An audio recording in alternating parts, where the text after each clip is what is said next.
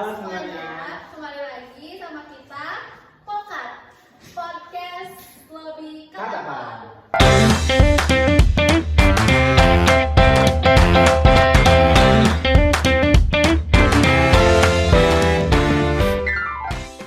Kali ini kita mau ngebahas apa sih, Kang? Di sini kita bakal bahas tokoh-tokoh sejarah Indonesia. Di sini kita bakal ngehadirin Bintang Bintang tamu. tamu yang eksklusif banget ya sih, Kang? tuh Mau langsung dipanggil aja? boleh buat para bintang tamu dipersilakan. Yeay.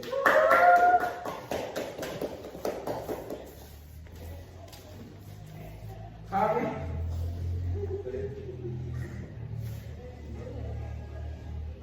Nah teman-teman, di sini kita kedatangan para bintang tamu yang sangat keren. Ini adalah salah satu berkelas yang dimana katanya jago banget kelas sejarahnya nih, Kang. Pertama Oke, kali ini kita kayaknya kenalan dulu nggak sih, Kang, sama ini tadi yang cantik, yang ganteng ini. Oke, dari mana duluan? dari dulu guys. Oh, boleh. Perkenalkan, nama saya Diana Nesholia, saya berasal dari 11-2. Selanjutnya, perkenalkan nama saya Aditya Raffi dari kelas 11-2. Baik, perkenalkan nama saya Atta Gani, saya juga dari kelas 2. Wow ya, mereka telah memperkenalkan namanya satu persatu, di mana mereka tuh berasal dari kelas 2. Baik, tanpa berlama-lama kita bakal membahas ke topik selanjutnya, yaitu tokoh-tokoh sejarah Indonesia. Baik, yang pertama mau ngebahas apa sih kalian datang ke podcast kali itu? Kan kita itu akan membahas ini ya, perlawanan tentang Sultan Baubulo dan Fatim Berani. Nah, kayaknya yang pertama kita bahas itu yang menarik itu kayaknya Sultan Baubulo gak sih? Sultan Baubulo dulu kami. Latar yang menjadikan si Sultan ini tuh seru, latar belakangnya itu gimana sih? Menurut saya pribadi ya, yang pertama itu karena perlawanan itu berasal dari Ternate. Nah, Ternate ini adanya tuh di dekat Sulawesi, di Maluku, di atas Malukunya gitu. Nah, terus juga Sultan Baubulo ini seperti kita tahu Islam gitu. Nah, jadi karena ini tuh ibaratnya mah perlawanan yang beda dari perlawanan lain di Indonesia gitu. Nah, jadi Sultan Baubulo yang menarik untuk dibahas pertama gitu. Nah, seperti itu. Sultan Baubulo juga memiliki sifat yang teguh, terus Betul, tangguh, betul. kan kuat juga, keren banget deh. Sultan Baubulo itu menjabat pada abad ke-16, yang dimana dia tuh menjabat sekitar tahun 1570, lalu juga hingga 1583. Nah, Sultan Baubulo juga itu dikenal sebagai pria yang tangguh, terus juga pria yang memiliki kepemimpinan yang sangat keren. Lalu juga Sultan Baubulo juga ini tuh adalah salah satu anak dari Sultan Cikubung, yang juga merupakan salah satu sultan yang Sultan Ternate yang pada saat itu menjabat. Lalu juga beliau juga merupakan dinasti kerajaan pada saat itu, khususnya itu Ternate yang merupakan salah satu kerajaan yang terkenal pada masa saat itu, karena Ternate itu saat itu tuh sangat menjadi jalannya untuk para penjual rempah-rempah, barang.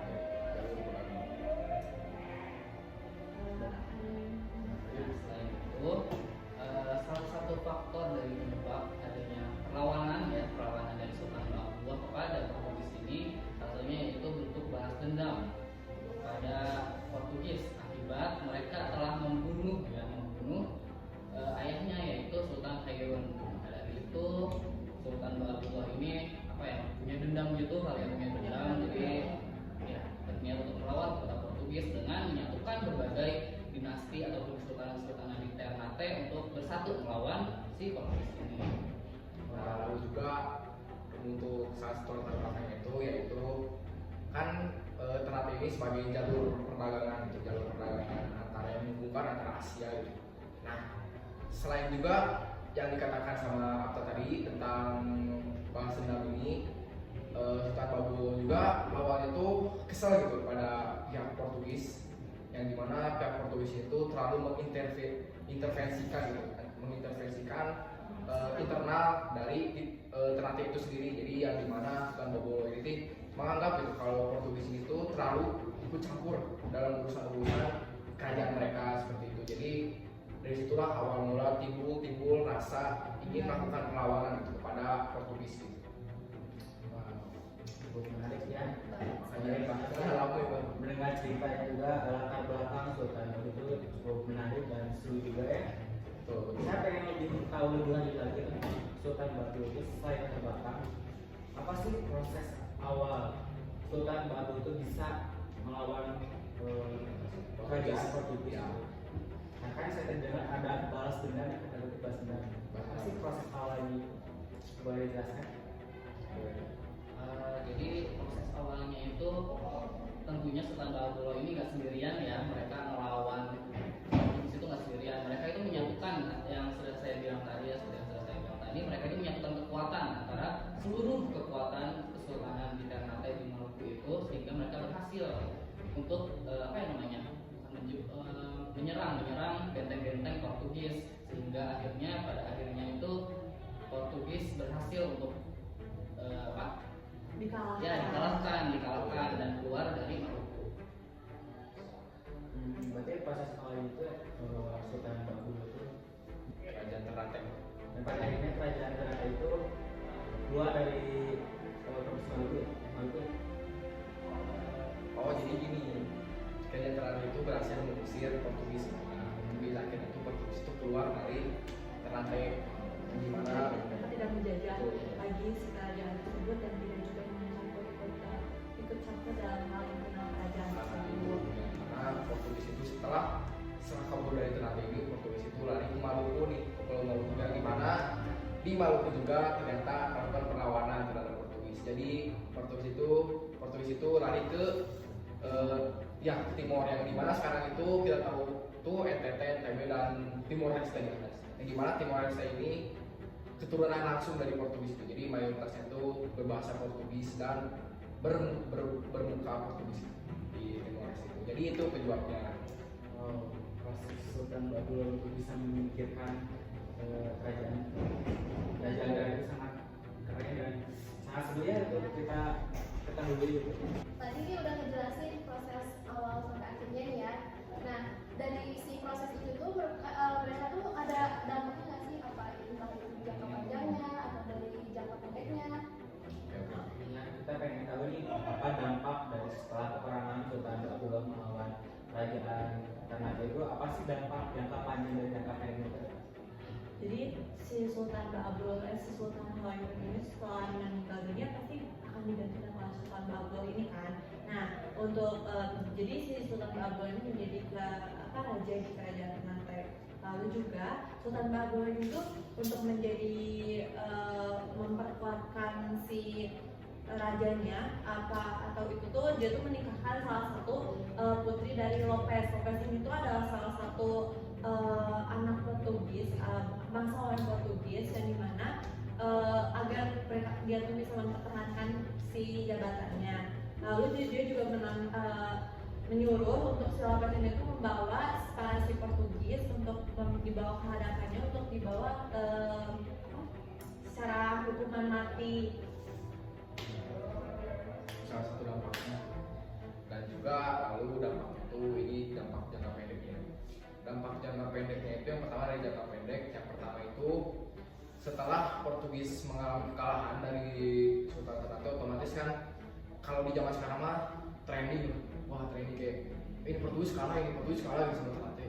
Nah rame gitu, yang dimana kita membuat VOC itu semakin ibaratnya mah sebelum VOC itu masih Belanda, di mana Belanda ini semakin teguh di pendiriannya untuk datang ke Indonesia, ke Maluku ini, yang dimana dulu itu dikenalnya itu masih Nusantara gitu ya.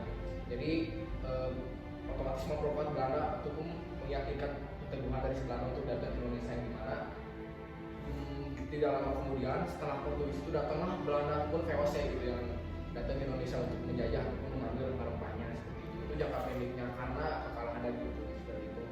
Untuk dampak jangka panjangnya ini ada proses ada pengaruhnya sama yang proses itu sampai sekarang itu kultur Indonesia dan kultur kultur dari yang Portugis juga sama ini negara Timor Leste juga, yang dimana tadi saya sudah sebutkan kalau Portugis ini setelah kekalahan itu lari ke Maluku nih, lari cari tempat yang aman. Lalu juga Portugis ini di Maluku itu mendapatkan perlawanan juga tuh, yang membuat Portugis ini dipukul mundur ke Timor, yang dimana Timor ini sekarang menjadi Timor Leste, yang dimana nah itu dampaknya itu dari Timor Leste itu menjadi negara yang menganut keras kultur dari Portugis itu. Dimana kan Portugis itu sekarang Portugal ya, dimulai dari bahasanya, budayanya, dan muka-mukanya pun biasanya mirip-mirip dengan orang Portugis itu, ataupun Portugal, dimana bisa lihat kita sendiri ya di orang-orang Timor Leste ini memang perawakan itu mirip Portugal, karena itulah salah satu dampaknya Portugis jika kalah gitu dari Ternate. Dan juga untuk dampak Indonesia sendiri ya, kultur Portugis ini sangat kental ya, seperti bahasa Indonesianya itu bahasa Indonesianya boneka gitu. Bahasa Indonesia boneka gitu. Di Portugis juga sama, boneka itu boneka bahasa. Nah itu salah satu dampak ya kultur gitu dari Portugis seperti itu. Juga ada dampak lain Bang. Oke, kalau tadi itu kan termasuknya sosial budaya ya, sosial budaya. Kalau menurut saya sih, yang saya baca gitu, ada lagi nih dampak jangka pendek yang berupa dampak politik dan ekonomi, yang mana Kesultanan Ternate kala itu berhasil memperluas kekuatannya hingga ke seluruh pulau maupun Ternate, yang mana berjumlah sekitar 72 pulau kalau nggak salah. Itu banyak banget ya, banyak banget. Dan kala itu juga Kesultanan Ternate itu berhasil yang namanya menjadi pusat perdagangan rempah-rempah di bahkan di mana ya, Asia Tenggara mungkin ya, besar banget ya. Dan juga Sultan Bahabullah yang menjadi kunci kesuksesannya ke Kesultanan Ternate kala itu telah diberikan berupa penghargaan, yang mana penghargaan sebagai pahlawan nasional pada tanggal 10 November tahun 2020 kemarin. Pahlawan nasional. Baik, ternyata setelah peperangan melawan kerajaan Ternate, Sultan Babu juga mempunyai dampak yang sangat banyak ya. Ada jangka panjang, jangka pendek, apa yang juga kayak gitu. budaya juga, ekonomi, politik ya. Ternyata banyak sekali. Saya yakin masih banyak gitu yang harus apa ya? Saya yakin dia Bahasa kuy. saya Harus yakin ada. dan saya yakin kalau misalnya masih banyak jangka panjang, jangka pendek yang belum kita ketahui gitu ya. Saya yakin itu masih banyak maksudnya kan sejarah gitu ya. Dan Baik. sejarah itu nggak bakal ada habisnya kan sih? Sejarah. Kayak bakal turun-temurun. Sejarah itu mengaruhi masa kini. Betul. Nah, baik. Kan tadi pas kita di awal ada pembahasan, kan ada di pembahasan ada dua sultan pembahasan. Dua tokoh aja. Ya. Enggak sudah. Nah, tadi pas jawaban ada dua tokoh yang dibahas sama kita ini. Yang pertama itu ada Sultan Bahabullah. Nah, di sini saya pengen tahu untuk perlawanan tokoh Sultan Patimura itu. Mungkin saya pengen tahu dari latar belakangnya, mungkin kayak Sultan Bahabullah. Saya pengen tahu nih buat latar belakangnya Patimura itu boleh Dan jelasin? apakah semenarik Sultan Bahabullah? Oke. Itu jadi pasti bakal lebih menarik daripada Ya, Sultan untuk Bahabullah. Patimura ini apa? Salah satu pahlawan nasional yang ikonik banget ya, yang dimana mukanya itu diabadikan di uang kertas 1000 ya. Nah itu kita bisa lihat Patimura yang pegang pedang panjang. Membahas tentang Patimura, yang pertama dulu ya. Yang pertama, Patimura itu lahir tanggal 8 Juni tahun 1783, yang dimana saat itu tuh masa-masanya VOC. Nah, jadi kan tadi tuh Sultan Bahabullah itu mengenai tentang Portugis. Nah, jadi untuk Patimura ini berbahasa tentang VOC ataupun Belanda gitu, yang dimana Indonesia ini sudah berubah menjadi Hindia Belanda. Ya gitu. Jadi Patimura ini salah satu tokoh nasional dari Maluku, yang dimana Patimura ini memiliki semangat yang tinggi untuk memerdekakan Maluku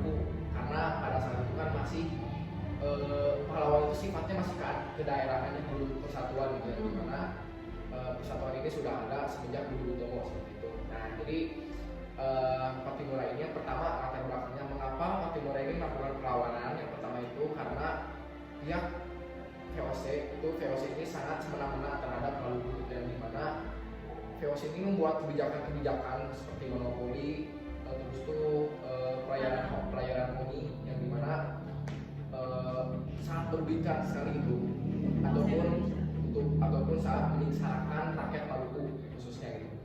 Nah jadi disitulah muncul nih Pattimura kayak berpikiran, nih kok melunjak gitu ya VOC gitu, ini kan tanah gue gitu. Jadi jadi Pattimura ini menganggap kalau VOC itu sangat menunjang karena dia itu kan pendatang. Nah, pasti sih Belanda nanti ngebikin hak monopoli pelayaran honi, yang dimana pelayaran honi itu adalah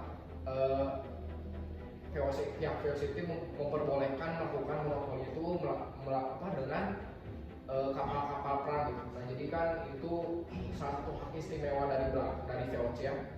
Yang dimana VOC itu benar-benar bisa kayak membuat negara sendiri. Padahal VOC itu Belanda gitu. Tapi VOC ini bertindak sebagaimana kalau dia itu negara sendiri gitu. Jadi sangat-sangat menyengsarakan rakyat-rakyat Maluku gitu. Jadi awalnya tuh yang saya baca Pattimura itu latar belakangnya kayak gitu. Karena VOC itu membuat aturan-aturan yang menyengsarakan rakyat Maluku seperti itu. Awalnya tuh. Lalu ada lagi Ada yang namanya latar belakangnya pahlawan. Jadi di pahlawan Pattimura itu dia tuh ingin para rakyat Maluku tuh melawan para FOC ini, biar FOC ini tuh gak semena-mena di si tanah rakyat Maluku ini tuh, biar si kan di si FOC ini juga dia juga bukan tanah bukannya, dia tuh kayak memperkerjakan si para rakyat Maluku secara semena-mena, dan mereka juga tidak membagikan hasil hal tersebut. Misalnya juga mereka juga menyuruh atau mewajibkan para si rakyat Maluku ini tuh untuk menanam salah satu tanaman yang wajib ditanam pada saat itu tuh ada cengkeh, kopi, rempah-rempah yang mungkin pada saat itu sangat mahal. lebih emas Karena Indonesia juga itu lebih banyak gitu ya kayak rempah-rempahnya, kayak mereka kayaknya betah banget ya di sini. ya 350 tahun. Iya. Ya, karena kan Indonesia banyak sekali kekayaan. Ya. Rempah-rempah, pulau-pulau. Makanya kenapa penjajah Indonesia itu pengen menjajah Indonesia, dan pengen menguasai Indonesia karena di Indonesia itu sangat banyak sekali. Betah. Ya, udah. Nah, buat selanjutnya saya tuh penasaran nih proses Pattimura itu ya, proses awal Pattimura itu kayak akhirnya memutuskan buat perlawanan, mengakhirnya buat melawan para penjajah atau Belanda atau VOC itu kayak apa sih proses awal? Perlawanan pertama yang dilakukan oleh Pattimura itu secara rahasia nih, jadi beda sama yang tadi Sultan Baagullah yang mana dia itu menyatukan ya, langsung secara terang-terangan menyatukan Sultan yang ada di Ternate. Kalau Pattimura ini justru dia membuat diskusi atau musyawarah secara rahasia, secret, keep secret, kumpulan rahasia antara tokoh-tokoh penting yang ada di area kawasan tersebut. Nah, setelah hasil dari perundingan tersebut, pada keesokan harinya mereka memutuskan untuk menyerang benteng, salah satu benteng pertahanan Belanda. Yes. Dan untuk membunuh juga salah satu gubernur yang kala itu menguasai daerah tersebut, menguasai benteng tersebut lah ya.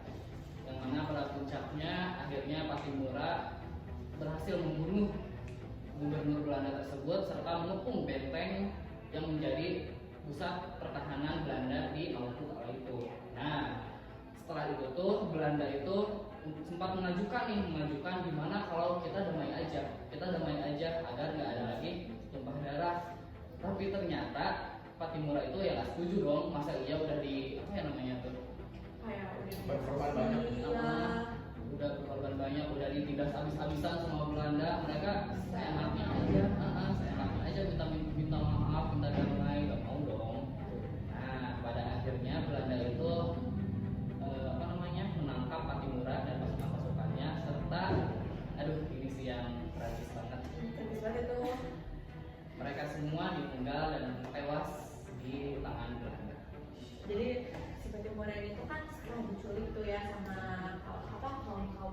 erupsi yang sangat menyebalkan itu di sebuah hutan. Nah di hutan ini tuh Pattimura itu diculik cuma sendirian ya, jadi kayak nggak dibawa terus pasukan-pasukannya sama si Eros itu.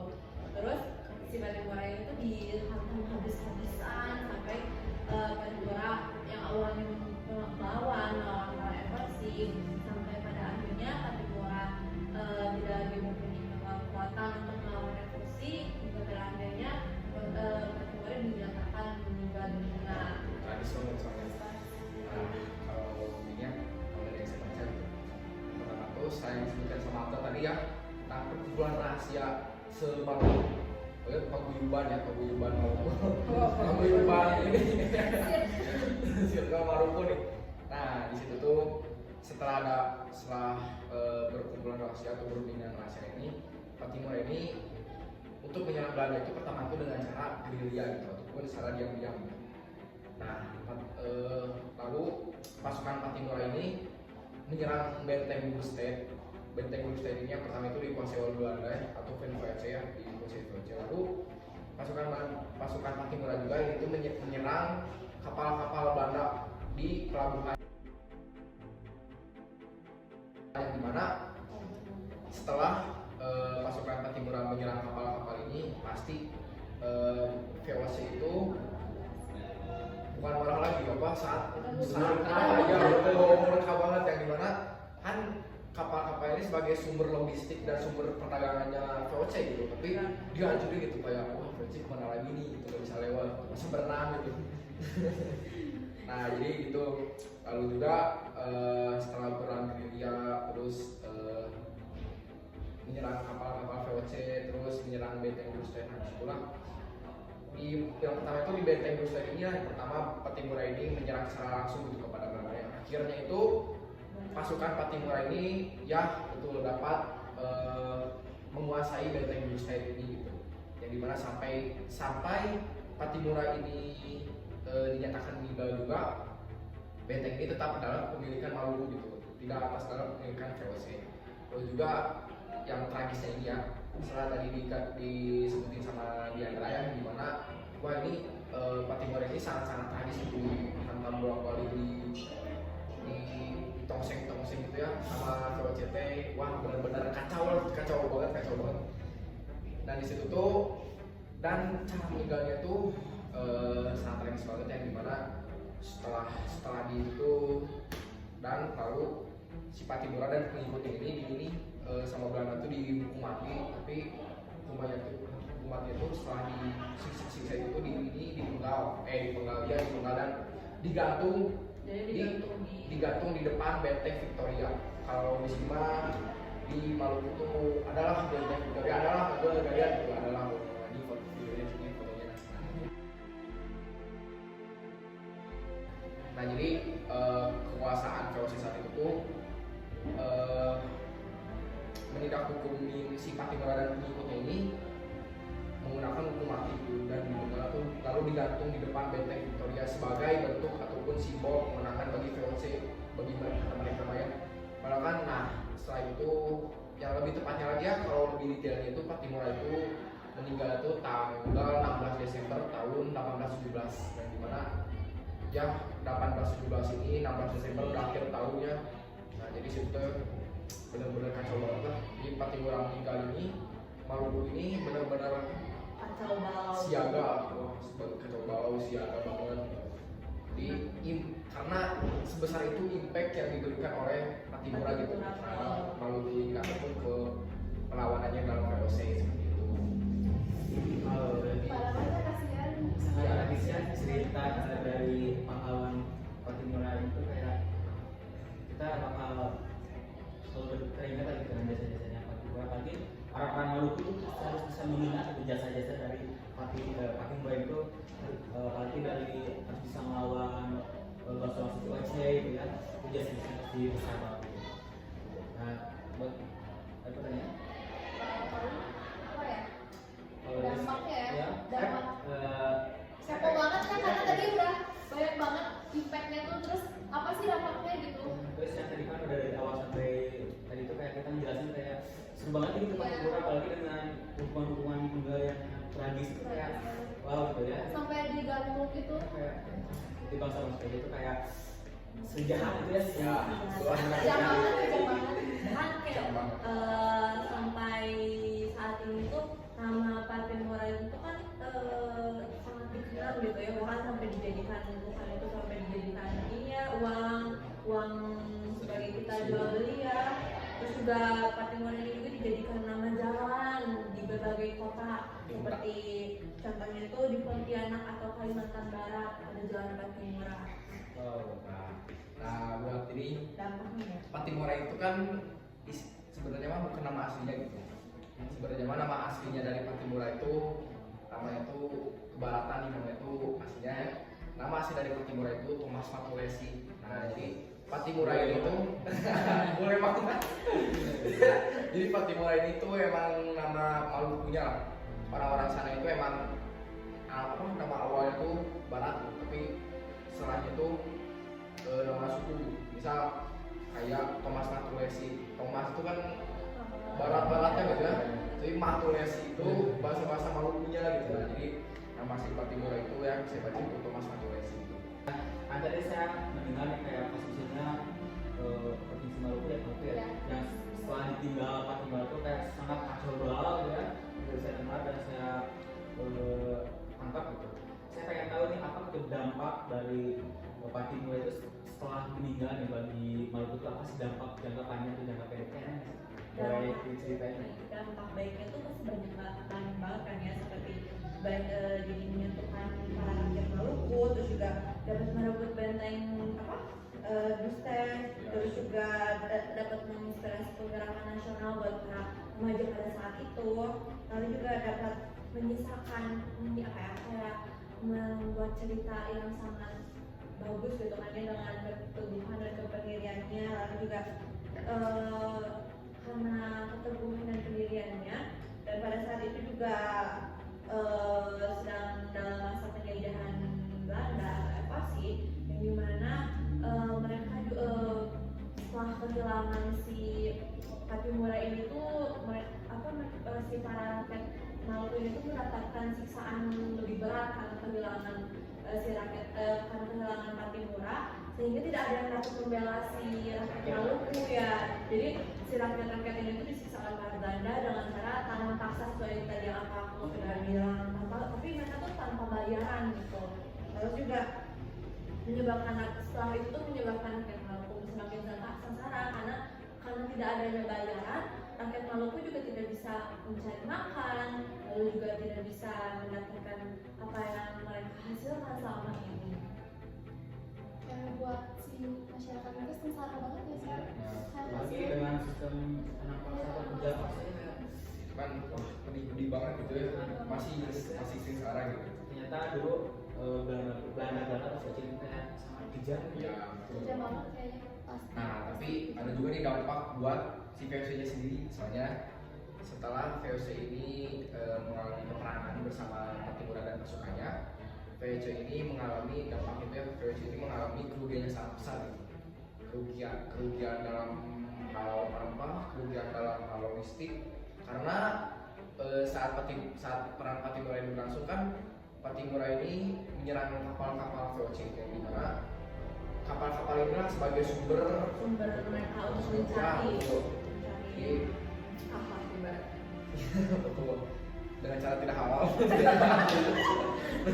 Dengan cara ada paksa jalan. Nah itu jadi Patimura ini benar-benar impact itu gede gitu bagi VOC, yang dimana VOC juga masih mengalami sedikit trauma ya, dengan adanya peperangan di Maluku ini. Nah, karena peperangan Patimura ini berlangsung selama berbulan-bulan peperangan, jadi gak habis-habis selama berbulan-bulan. Jadi benar-benar menguras habis tenaga dan juga logistik dan juga perbekalan dari VOC itu.